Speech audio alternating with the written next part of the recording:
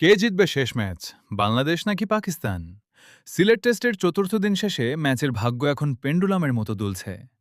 ঐতিহাসিক সিরিজ জয়ের দোরগোড়ায় দাঁড়িয়ে শান্ত বাহিনী ৪৩৭ রানের পাহাড়সম লক্ষ্য তাড়া করতে নেমে চতুর্থ দিন শেষে ৭ উইকেটে ৩১৬ রান তুলেছে পাকিস্তান। আলোক স্বল্পতায় খেলা আগে শেষ হওয়ার আগে মোহাম্মদ রিজওয়ান ৭৫ রানে অপরাজিত থেকে একাই লড়াই চালিয়ে যাচ্ছেন। জয়ের জন্য শেষ দিনে বাংলাদেশের প্রয়োজন মাত্র ৩টি উইকেট, আর পাকিস্তানের চাই ১২১ রান।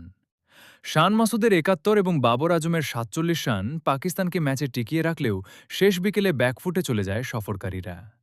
আজ বল হাতে সিলেটে ঘূর্ণি জাদু দেখিয়েছেন স্পিনার তাইজুল ইসলাম। একাই ৪ উইকেট শিকার করে পাকিস্তানের মিডল অর্ডারে ধস নামান তিনি।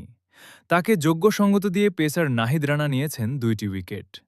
প্রথম টেস্ট জিতে সিরিজে ইতিমধ্যেই ১-০ ব্যবধানে এগিয়ে বাংলাদেশ। পঞ্চম দিনে দ্রুত ৩ উইকেট তুলে নিতে পারলেই পাকিস্তানের বিপক্ষে হোয়াইট ওয়াশের নতুন ইতিহাস গড়বে বাংলাদেশ। সিলেট আন্তর্জাতিক ক্রিকেট স্টেডিয়াম থেকে কিরাঙ্গন নিউজ।